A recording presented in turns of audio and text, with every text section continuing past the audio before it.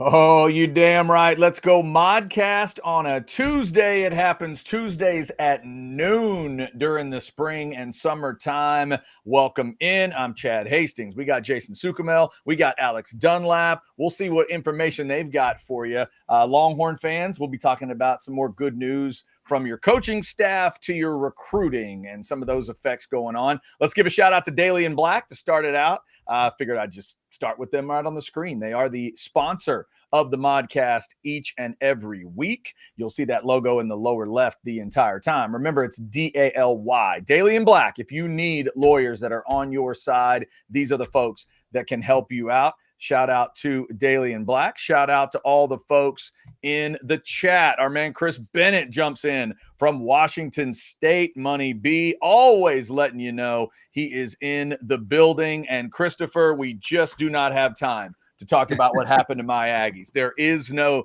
time. There's no time to do it. We got too much to deal with. Smokey and the Bandit. We can talk about it, Chad. I don't think Alex. No.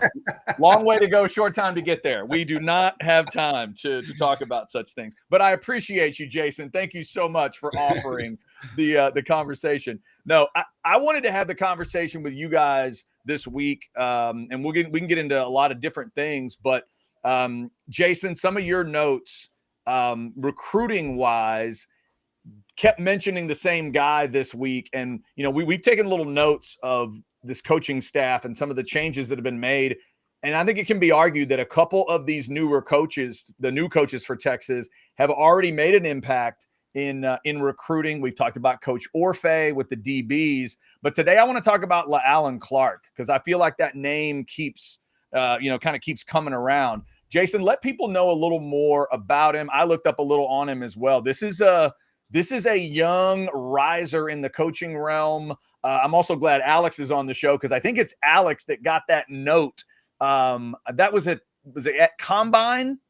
Maybe Alex. Oh, yeah, the quote. I asked a bunch of guys. I asked a bunch of people about him at the Combine. Yeah. It was at the Combine where you got a great, I can remember like where I was sitting when I read it. I'm like, oh, that's interesting about just what Texas got in Alan Clark. So let's dig into that whole thing. But Jason, fair to say you're starting to hear Coach Clark's name more and more in recruiting right now. Yeah. He's kind of like a bulldog in recruiting. I mean, the dude's everywhere, first and foremost. Like, he's up in like New Jersey this week or something. Last week he stopped through Louisiana to see Dylan Berryman on his way to Florida. He made a pit stop in Louisiana just to recruit this dude, and then was going on to Florida. Lamar Brown, the offensive lineman, defensive lineman, is going to visit Texas now because of Alan Clark. It seems it wasn't by design. I wrote about Alan Clark in my column. Okay. And it just kind of hit me. I think it was Sunday night or something. I was like, damn, I feel like every recruit I've talked to lately has either mentioned him or tweeted about him or tweeted a picture with him or something. So I just kind of wrote about him in my column, just some of the work he's doing. But he's just tenacious, Chad. He's young. Yeah, I talked to a couple of people, including Landon Barnes, the defensive end edge guy out of Duncanville, who visited. And two recruits I talked to said the same thing. They just said he's relatable. He's young. He's relatable. Okay. So and he's just aggressive, man, as a recruiter. He's not a guy that kind of just sits back and lets kids come to him. He's going to go out and, beat the bushes, so to speak. So really, really impressed. I've seen him kind of from afar. When I go down to campus for these big recruiting weekends Texas has, it's usually the coaches. Sometimes it's support staff guys, but they walk these players out as they're leaving.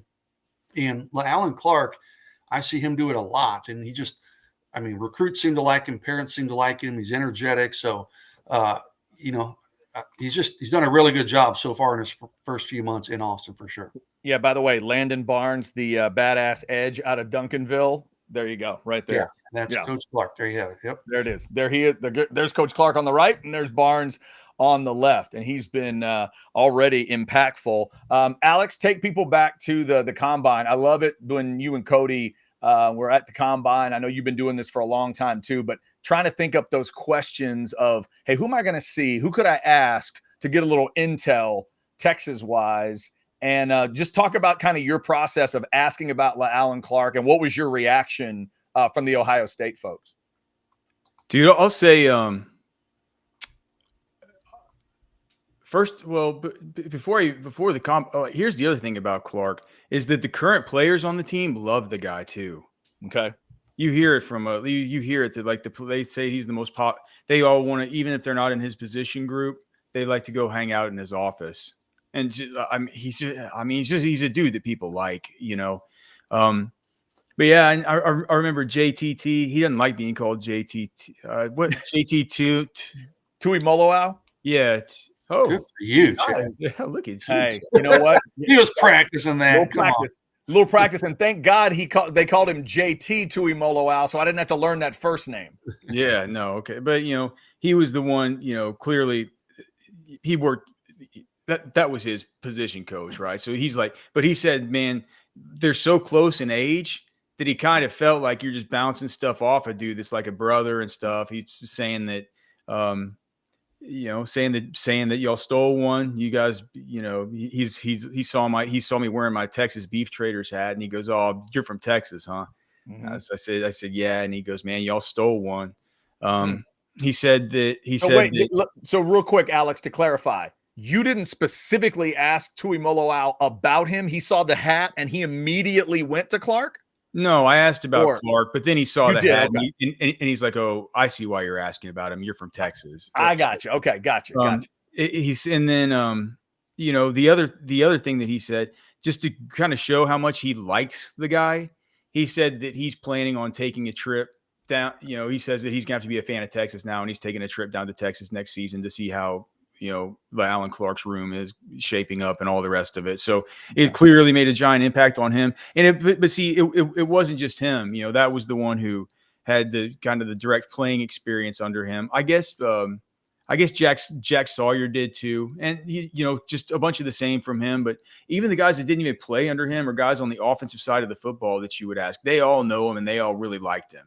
So I think that, you know, and look, we've seen now, even with the Lamar Brown thing yesterday. And I don't know, Jason, you would know better than I would what position he's going to play in college. I would want him to play interior offensive line. I think at Texas it would be defensive line. Different coaches are telling him different things, but with Coach Clark leading the way there, but Coach Clark wouldn't really coach him if he's going to be playing. Yeah, not really. But I mean, especially because he's an interior guy, but he still is going to be his lead recruiter. And I mean, I don't think they're going to let him get away from defense. But I looked, Alex, earlier. He is the number one ranked interior offensive lineman. 24/7 has him the number one ranked in the country, by the way, defensive tackle. So I mean, he's a legit. He could be a star on either side of the ball. That's crazy. I was talking about yesterday at football with friends, man. I think if you can get an interior offense, he's better at offensive line, and I think that he thinks he wants to play defense because it's wild. I think the reason why he's so one of the reasons why he's so good on offense is he plays offense with the mentality of a defensive player. And it's like, so I can see why he wants to play defense. You know, he plays with that kind of mentality. But gosh, you just see that in a really gifted interior offensive lineman. I think that's where he's best. But regardless, it isn't like he would be playing under Alan Clark, and Alan Clark's the one who's getting him to take his OB here and stuff. So I think that it's not just, you know, it's just in recruiting, it's not just these edge guys that he's going to be able to help with. He seems to really connect with a lot of them. And as we've seen, you know, from the stories that we're hearing from guys across the whole team want to go hang out in his office and, you know, chill with the guy, that he's going to have an impact beyond his own position group in recruiting. That's pretty obvious to me. Yeah, that is a big deal. Texas fans, we're talking about your new edge coach, Alan Clark. Will continue to do that. Speaking of edge, if you want to take the edge off, see what I did there? Anxiety or just crazy stress. Everything's going on in your world. You got graduation parties like I do to plan for. Rogue Shop can help you out. Great website. There's so many things on there. I've learned in the last couple of weeks, they not only have Skittles, but they have hot chocolate. What is going on? There's a lot of cool products at Rogue Shop. Check them out, rogueshop.com. You've heard Ketch talk about them so much, and the other guys as well. Richard, Shar, and the crew have been a part of the Orange Bloods family for a long time. Check out Rogue Shop. I'm not saying necessarily a graduation present idea, but you know your graduate better than I do. Check out rogueshop.com. It's a maybe. Alex, I enjoy hearing that note about liking to hang out in the office with the coach. You know, the coach that's kind of got that cool factor. I was looking at his bio. You talk about a fast riser. This dude is a Louisiana guy. He went to Northwestern State, then Grambling, and he was a GA at Prairie View in 2019. That's where he started coaching. He went from there to Southern in 2022, Ohio State 2023, and then Texas now. I mean, that's fast rising in a pretty short amount of time. So I didn't see it for sure. Maybe you can tell me, Alex. What's he, 27, 28 years old? Something like that? Well, what'd you say? He was at Northwestern, played Northwestern State. So you figure he gets out when he's 22. Yeah, he graduated in 18. He graduated in 18. So that would make him 23. Yeah, 26 or 27. 20. Right? He's somewhere in there. Yeah. He's not 30. And so to have that young feel, cool vibe to him, players liking to hang out with him, it's really interesting. The other thing that jumps out to me, fellas, is he is the CEO of something called LC Performance. And Alex, you can tell me if you had heard about this and if this matters, but I'm seeing names, the big names they claim in the terms of developing defensive linemen or somewhere along the way are Ed Oliver, Jeffrey Simmons, and Daniil Hunter. So obviously names people would know that are in the NFL. I didn't know any of that. I learned that as he came in, and I thought that's an interesting little note, and I just kind of filed it away. Now I'm listening to and reading through these notes that Jason has in recruiting, and I'm thinking, well, if I'm a badass like Landon Barnes, and this is a guy talking to me, I mean, Jason, if I know that he's not only maybe not only a cool coach, a relatable coach, and I might want to hang in the office, but he can hang a name like Jeffrey Simmons on his resume somewhere like that. That feels like pretty impactful. You know, I'm learning today that Chad's the nerd who actually does his homework, right? I didn't know. Yeah. Yeah. Hey, I got to keep up with the mod. No, man, I'd be interested to know how he's worked with guys like Simmons and longtime NFL veterans like Daniil Hunter and stuff. Daniil Hunter, yeah. Where's Daniil anymore? I don't even know. He's not with the Vikings anymore. Down in Where Houston. Is he in Houston? Okay, that makes a little more sense. Yeah. But yeah, man, I've worked with these Pro Bowl guys. I mean, yeah, hell yeah. I'd have that hanging on my wall in my office probably if I'm Alan Clark. So, that definitely moves the needle. I mean, listen, you see these trainers, not college coaches, but mostly receiver trainers, right? We see a lot of those around the state or DB trainers. They highlight every guy they've worked with. It could have just been one. Okay? It could have been one camp they came to, right?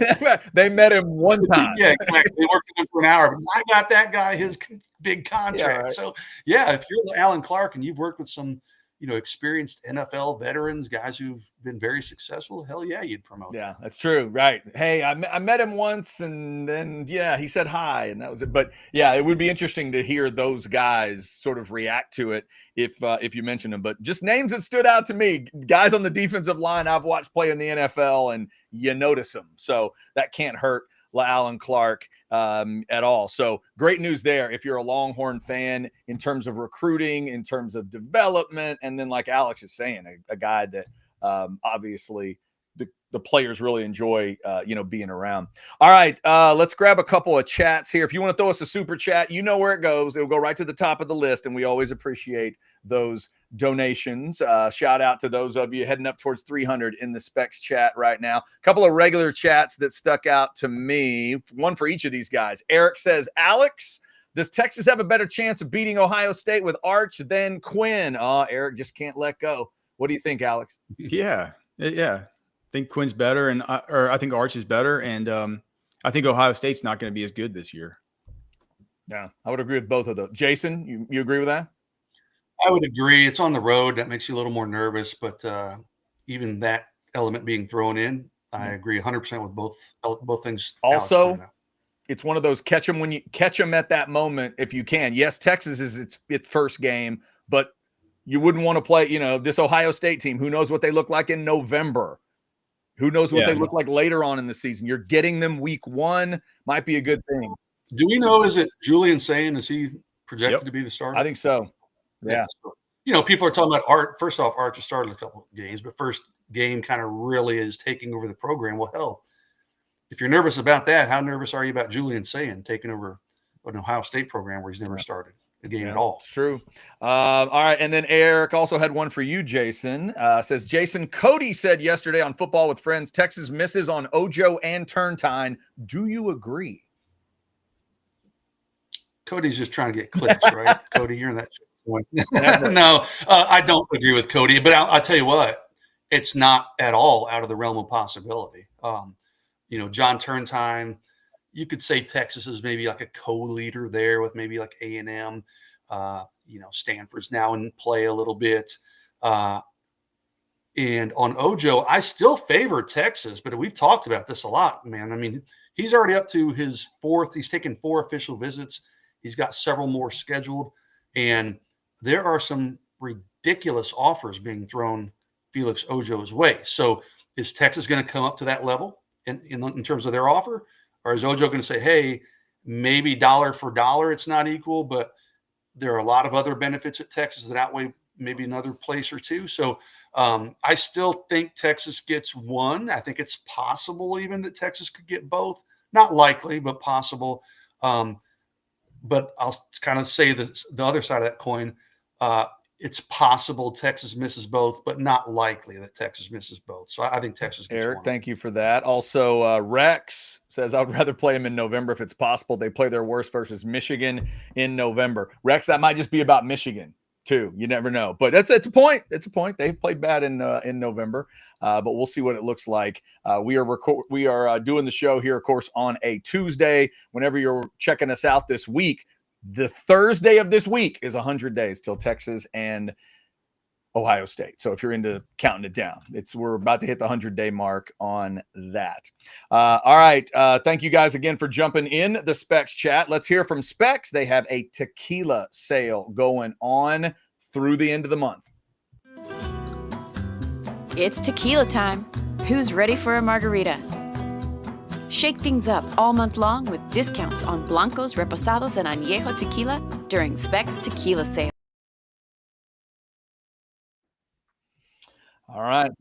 Hey, Chad, I got real quick. I was in San Antonio this past weekend. Just the wife and I were down there, and we were at the little market square area, and a radio ad came on, and it was the same exact radio, not video, but Specs. It wasn't the tequila one. It was another one. I was like, oh, that's our Orange Bloods ad. There it is. Like, I don't know why it brought a smile to my face. Specs is everywhere. It is a catchy tune. It reminds everybody they need to get out to Specs. So we're talking, we mentioned Landon Clark today, the Texas Edge coach, one of the new coaches on the staff, already showing some, flexing some muscle, if you will, in the recruiting area. Jason, we mentioned Landon Barnes. I'm not sure if you said Lamar Brown already, but I know there's multiple names kind of, that kind of have Coach Clark connected to them for obvious reasons. But is it fair to say now you are, in talking to recruits or seeing interviews with recruits, is that name coming up? Are they saying Coach Clark's name specifically? Or maybe it's that they're being asked about the new coach and then they react to it. Like, do you really feel like his name is starting to really get out there with these big time defensive linemen? Yeah, his name is being brought up by the recruits. Usually how that happens, they'll bring him up to me. And then I'll say, hey, okay, he's still new in Texas. Yeah. Like, we're still getting to know him. Like, what do you like about him? What's your relationship like? So it's recruits bringing him up. Jamarian Carlton's a guy, Chad. We've talked about him a bunch over the course of his recruitment. I mean, he's a guy that Texas wasn't really, they'd kind of fallen off on, right? Well, now they're back in the mix because largely the efforts of Landon Clark. He's going to take a Texas official visit. Xavier Griffin is a linebacker / edge out of Georgia. We've talked about him. If you remember, Chad, he's the one he was committed to USC, right? Coach Clark gets him to come visit Texas in April. And Coach Clark walks him out, and someone was taking a picture. Remember, and he tried to slip in the Yeah. USC hand sign. Coach Clark said, no, I ain't doing that. Well, at the time, I was like, okay, that's probably not going to work out in Texas's favor, right? But lo and behold, as we fast forward a month, he's now decommitted from USC. He's taking a Texas official visit. He's down to 4 schools, Texas being one of them. There's a lot of buzz that Texas is the team to beat there, and I feel pretty good about saying that. So, yes, his name is being mentioned, and to answer your question, it's usually the recruits that are mentioning him by name, and then we ask, I'll ask a follow-up question. But no, he's a big part of a lot of these big recruitments that Texas is suddenly involved. That's obviously great news. If you're a Texas fan, you want to, and because I know that you want that to happen naturally, you want them to start talking about it. You and I have also talked about DBs who are already mentioning Orfe's name, and that's a good thing too. You want them to love Sark, obviously, that's the most important thing. But to know, we also hear that thing all the time, Alex, about that they're going to spend so much time with the position coaches. Yes, they're going to hang with Sark. Yes, they're going to be in a room with Sark. But if they don't have a connection with their position coaches, it's not going to matter much. And it sounds like, Clark's just one of those guys. I mean, you're already saying we haven't even gotten to a season with him, and you're telling me they're already hanging in his office. Like he's an office where all positions want to hang. Like, that's great news. Well, and I think some of these guys are just good recruiters, man. He could end up just being a really good recruiter. It's like I was talking with this Oregon beat reporter. I forgot, it might have been the Senior Bowl, or I forgot. I forgot where it was, but it might have been it could have been the Combine, because they had started spring ball by then, and I was just like, what about DeCorian Moore and stuff like that? And he's like, dude, we haven't. He's like, we haven't seen enough. He's like, there's a lot of hype around the guy, all this stuff. And it's like, yeah, people in Texas were pretty surprised, about him going there. And he's like, well, the guy basically said, well, there's one reason that they hired Rashad Samples. It's like, it's to recruit Texas. It's to recruit Texas guys. And, it's like, in that case, I think Samples is the running back. He's the running back coach, right? So he's he recruits wide receivers. I mean, some of these guys are just good at this. I mean, I think it's as simple as that. If they're good at it, you're not going to tell them, hey, don't go recruit that 3-tech, or don't go recruit that offensive lineman or whatever else. If he connects with them, he connects with them. Yeah, and he's especially good, to the earlier conversation, if he's good. If you're just looking at the recruiting board itself and you see, wait a minute, the edge coach at Texas helped them get the #1 inside offensive lineman in the Rivals rankings. Yeah. Like that Lamar Brown story, like you said, Jason, it's got detail to it, and he may end up on the defensive side, but just on its face, that's a hell of a get there. If one of your defensive line coaches can help you get that level of offensive lineman when it comes to rankings, that can't hurt. Well, and like Alex said, some guys are just natural recruiters. Tashard Choice used to help out at a lot of different positions. Mm-hmm. People kind of just assumed he only recruited running backs. No, he didn't. He recruited, if they were in his kind of area, when he'd go to Alabama or Georgia or Florida or wherever, Tashard Choice would recruit him. So, I think Coach Clark is going to focus on edge players, but hey, if he's got contacts like in Louisiana, Dylan Berryman's a defensive tackle. That guy's a pure interior defensive lineman. Well, he's going to still help recruit him. And why not? If, like Alex said, hey, if you're a dynamic recruiter and you can build relationships. Hey, before we move on from that, Jason, how is Texas finding itself in like Steve Wiltfong and all these guys? they crystal balled this dude to Purdue. I saw Wiltfong did. I haven't seen it. No, there were like 3 of them to make me think that they.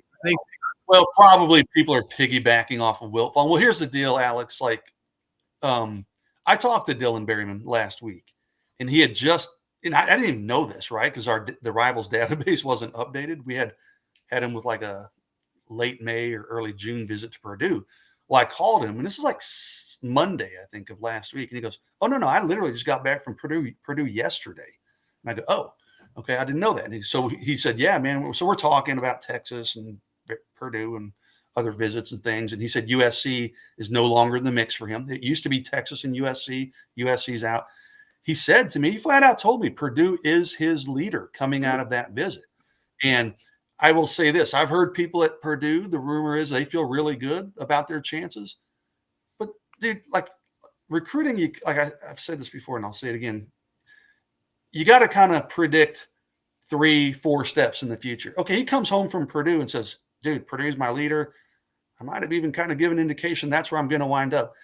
But I'm still going to take that Texas visit in June. Well, this thing's probably going to – if Purdue might be the leader right now, Alex. I'd be surprised if they're the leader in mid-June if the Texas staff continues to push the pedal to the metal on this one, which – hey, depending on what happens with Lamar Brown, they might or might not. Right. And Jason, to be clear for everybody, Berryman is a Texas guy, right? That's a Texas high school? No, I'm sorry, Louisiana. Sorry, from this region, though, Yeah. not from the region. You know, if you're wondering why Purdue, not from the Purdue region, though. Yeah. No, he's not from Indiana or in the Midwest. So I'm like, I was talking to someone last night. I said, Texas isn't losing a kid from Louisiana to Purdue. They're not a kid they want. They're just not. That is recruiting math I think we can all understand. That doesn't. Yeah. So to me, this just all comes down to how aggressively Texas is going to push for his commitment. And some of that may depend on other guys, or Texas may be like, hey, go ahead and commit to Purdue.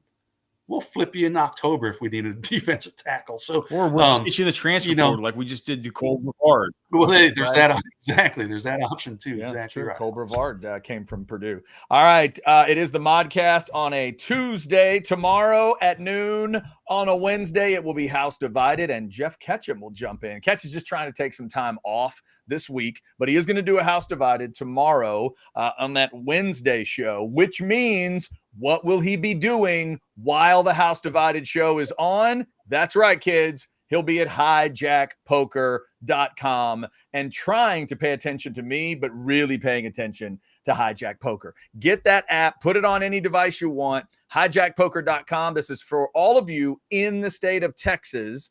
Got to be in Texas to do it. And shout out to Texas Card House. They bring you House Divided each and every day when it is on, and they bring you Hijack Poker whenever you need it. Get online and check it out, hijackpoker.com. All right, gentlemen, I did have one quick thing for you. Feel free to send us chats. If you want to throw a super chat at these guys before we wrap up, we can do that. But I was thinking about obviously the game coming up in a little over 100 days. Let me get a short little conversation here, guys, at the end on this. Buy or sell today. You go with 10 regular season wins for Texas, but not 11. Jason, let me start with you. Buy or sell? Can you start with Alex? I want to pull up the schedule so I can just refresh. All right. Alex, you want to start on this one? 10 regular season wins, but not 11 today. Buy or sell? And theoretically, I guess I gave you two ways to sell it. You could sell it, low or high. If you think they're going to win 8 or 9, or if you could do it that way, I guess, as well. So I'm sorry, man. I got to pull up the schedule too. Pull up some schedules. There it is. You know what, Chad? I'm going to buy that. I think if I'm betting right now, if you said you have to, put my money down on a certain number, it would be 10. Yeah. Right? Because, at Ohio State, at Florida, and at Georgia. I guess Oklahoma, you can put in that mix. At Georgia in those three. And I'm saying I'm going to put A&M in that mix too. It's a game Texas should win. I could see Texas stumbling in 2 of those games. Probably I would pick like at Florida and then either Georgia or Ohio State. Right. Or maybe whatever. Maybe Ohio State and Georgia. But yeah, I think I would buy that. I think 10 would be my exact number that I would probably go with. Yeah, that's the reason I set it up that way, because that's my sort of feeling today, where Alex, I looked at it and I thought, all right, 10 I like. Do I like 11? Am I willing? I can talk myself into it. Sure. I can definitely talk myself into it, but am I willing today to say they'll go 2-1 in the Ohio State, Georgia, Florida game? If I thought they went 2-1 in those games, but they'd have to not lose anything else. Yeah. Okay. So yeah, that's the 11-1. I think you just talked me into it. I think that's right, because that's the thing. I could talk myself into that, but then that just to think that they couldn't, 2-1 out of those, but just to think they couldn't stub their toe versus like, what if like John Mateer's good and Oklahoma's good? I think that Oklahoma, if you look at their schedule, they could be coming into the Red River Shootout as an undefeated team and then lose the whole rest of the season. That's how their schedule plays out. That's exactly how it goes. Now, I will say that should get a Texas fan's attention. If they come to Dallas undefeated, that means they'll have beaten Michigan and Auburn. And I'm not saying that's unbelievable, but that's who's on their schedule. I just think if anybody's gonna, we'll see how Michigan fares, and then with Auburn, I don't think that there's anybody who would have a better idea about how to defend Jackson Arnold than Brent Venables. Yeah, you're right about that. And that's just one of those. There's 2 games for OU for me, Alex, in conference that are critical for them: Auburn and Missouri. And Missouri's later in the season, but I think those 2 games for them, like that. Both home games. And they don't need to split them. They need to win both of those games to me to really have a shot at, picking themselves up from last year. Because you can look at the rest of their schedule and see what's there. Mercy. Yeah, there's a ton. I think 10 is more likely so I'll buy it. I'm sure that their win. I'm sure their win total set at 10.5, isn't it? No, I think it's 9.5. Okay. I guess 9 and a hook is where I would take the over on that, but I would take the under on 10.5. So I guess that makes this is a total buy for me.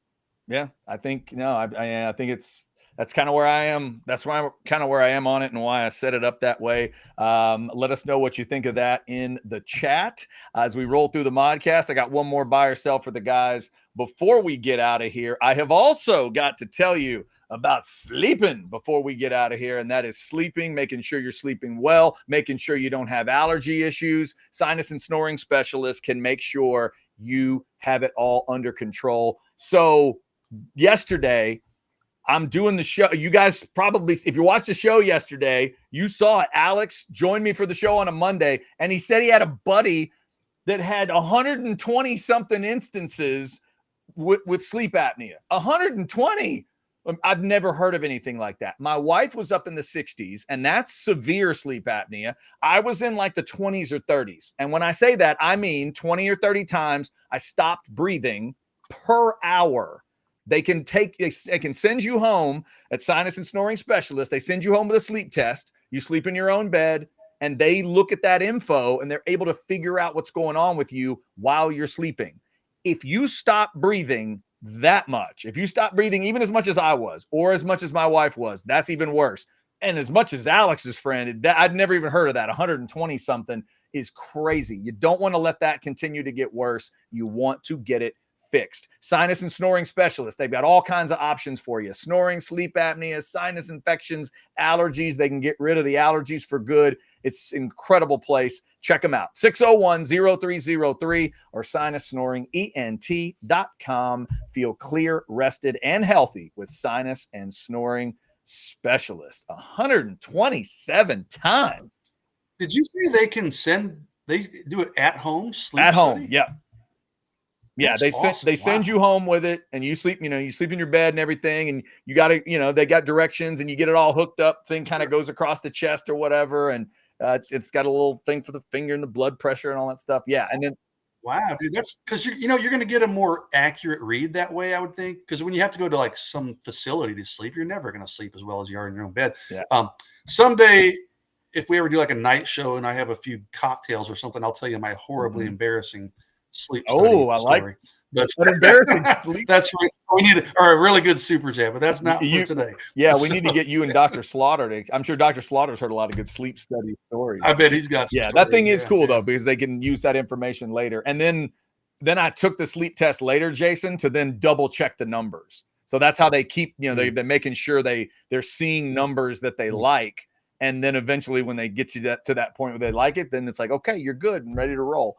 So it's good stuff. And if you're like my wife and you end up with a CPAP machine, my God, that machine keeps track of all kinds of crazy stuff. Like, it's awesome. She knows, she gets on her phone like a grade every night of how she slept. So it's pretty cool stuff. Thank you guys for jumping in the chat today. And before we get out of here, let's see if the guys have any thoughts on this, because we do have young blood in the NBA Conference Finals. All right, guys, NBA Finals. You'll take Oklahoma City versus Indiana over any other combo.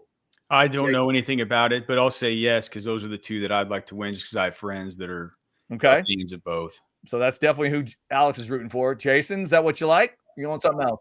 No, that's a sell. Wait, no love for the Knicks? You wouldn't want to see the Knicks in there? I didn't say what you want to see. I'm saying what you're picking as the final.